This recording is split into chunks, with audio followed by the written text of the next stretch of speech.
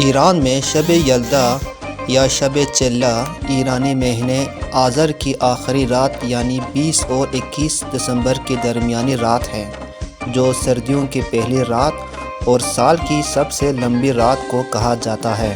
اس رات کو ایرانی تاریخ و ثقافت میں بڑی اہمیت حاصل ہے اور اسے ایک تہوار کے طور پر منایا جا رہا ہے، اور اب بھی ماضی کی طرح اس رات کو بھرپور انداز میں فارس تہذیب و ثقافت کے حامل علاقوں میں منایا جاتا ہے۔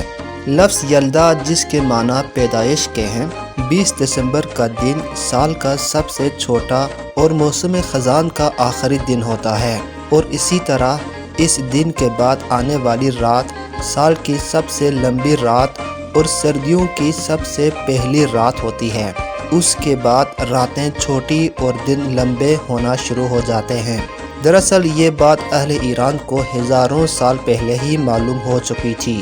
شب یلدا کی رات چون کے لمبی ہوتی ہے، اس لیے بہت سے شعراء نے اس کے طویل ہونے کو محبوب کے ہجر کے دورانیہ کے طویل ہونے سے تشبیہ دے کر شاعری میں نیا رنگ بھرا ہے، تو بعض نے اس رات کی سیاہی کو اپنے محبوب کی سیاہ زلف سے تشبیہ دی ہے۔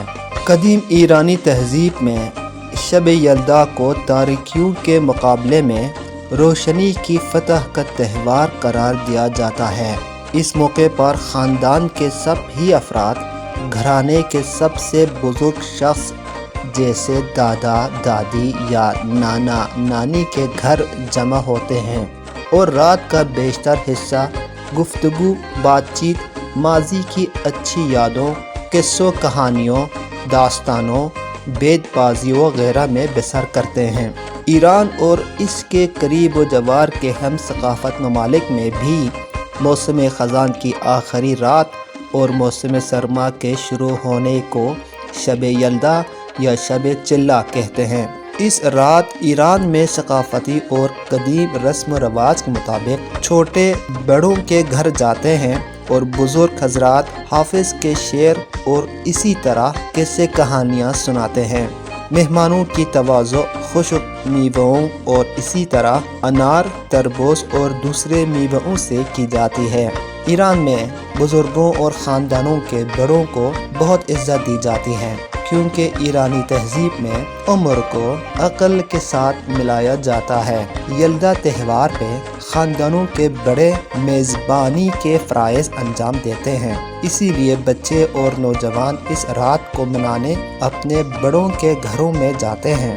اس موقع پر خاندان کے بزرگ گلستان سعدی، دیوان حافظ اور فردوسی کے شاہنامہ سے کہانیاں پڑھ کر سناتے ہیں۔ ایرانی خاندان یلدا کی رات میں ایک مزیدار کھانا، ہر قسم کے پھل اور عام طور پر تربوز اور انار، خشک میوہ جات، پستہ، اخروٹ اور موسمی پھل کھاتے ہیں۔ یلدا کے معنی تولد بھی ہے، یعنی نیا۔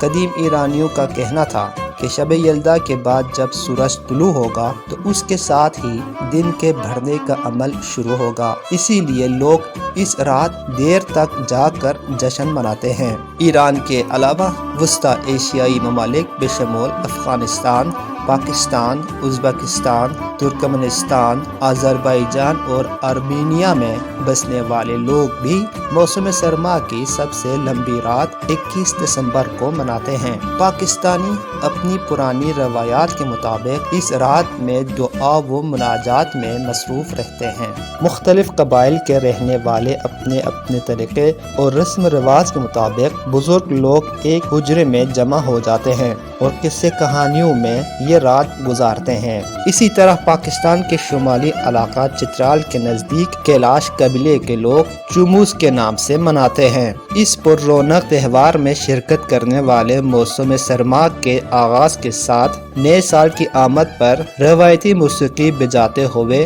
جشن مناتے ہیں۔ اس علاقے کے لوگ آپس میں رواداری اور صلح و دوستی کو رواج دینے کے لیے دلچسپ رسمیں بھی ادا کرتے ہیں، جیسے ڈرائی فروٹ، مربے، سبزیاں اور پھول ایک دوسرے کو تحفہ کے طور پر بیچتے ہیں۔ یلدا تہوار کا سب سے اہم مقصد خاندانوں اور دوستوں کو اہمیت دینا ہے۔ اس رسم کی ایک خاص بات یہ ہے کہ رشتہ دار جب ایک دوسرے سے ملتے ہیں تو صلح و رحم کرنے کا موقع ملتا ہے۔ گلگت بلتستان میں بھی لوگ شب یلدا کو میفنگ کے نام سے مناتے ہیں۔